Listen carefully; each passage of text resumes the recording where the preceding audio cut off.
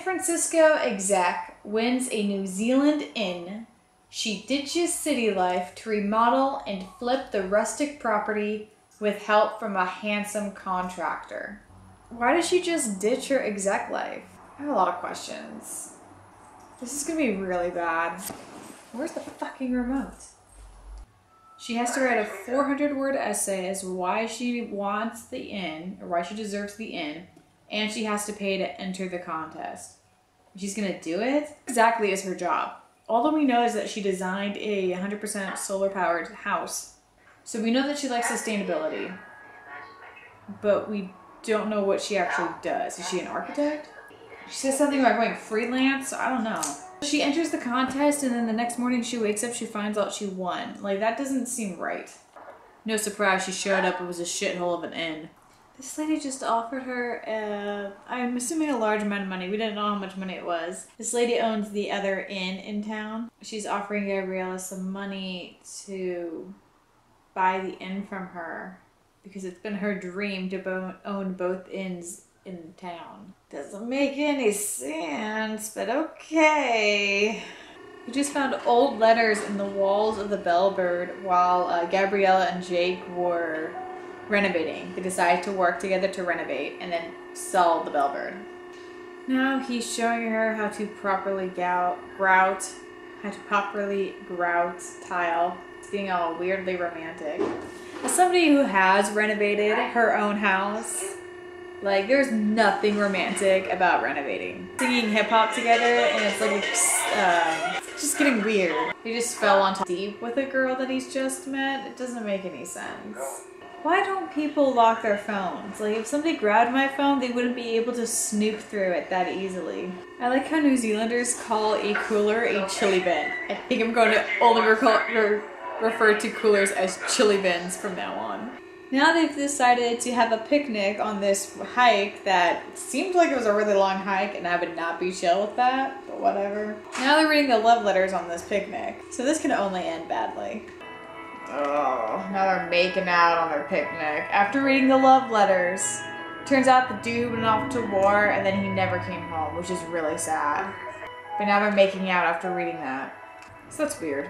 Sounds like this dude fell in love with a version of her that is not there, and now he's heartbroken that that version ain't happening.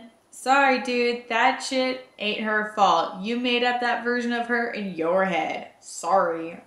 How much time has it been between their fight and now? Because of how much they had to renovate that place, it couldn't have been that short amount of time, yet they're still being super petty about this thing and haven't spoken to each other. I'm gonna guess in the next...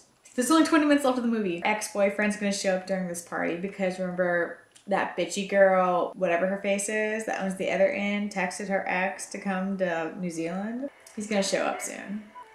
Told it right now, just.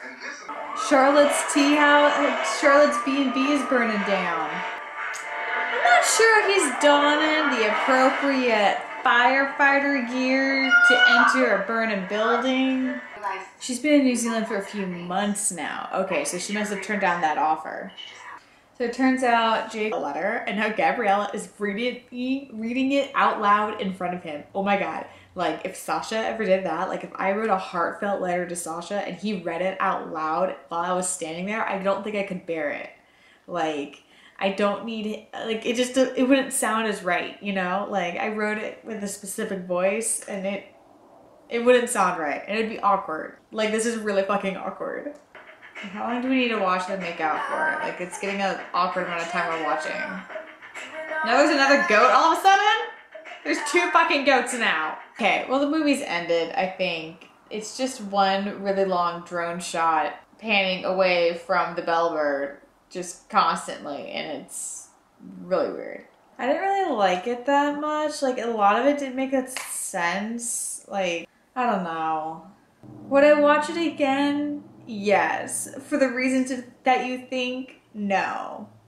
The reason to rewatch it is if I want to think about a really hot Kiwi. And that, you know, sometimes in life, you just really want to think about a hot Kiwi. And then we get this beautiful piece of man that's a contractor, which personally for me, a guy that can work with his hands is a total turn on. So it works out in the end, you know? minutes or however the fuck long it was. So I give it a 5 based on those terms and conditions. Stick around for another episode. It's gonna be Christmas soon, so we're gonna have a lot of fun, guys. We're gonna have so much fun, you have no idea. I might bring back Instagram stories, go back, you know, a little bit to Instagram stories and just do a shit ton of movies. Or I could just go to sleep. I don't know what I'm gonna do. Well, thanks for watching. Hope you enjoyed. Stick around.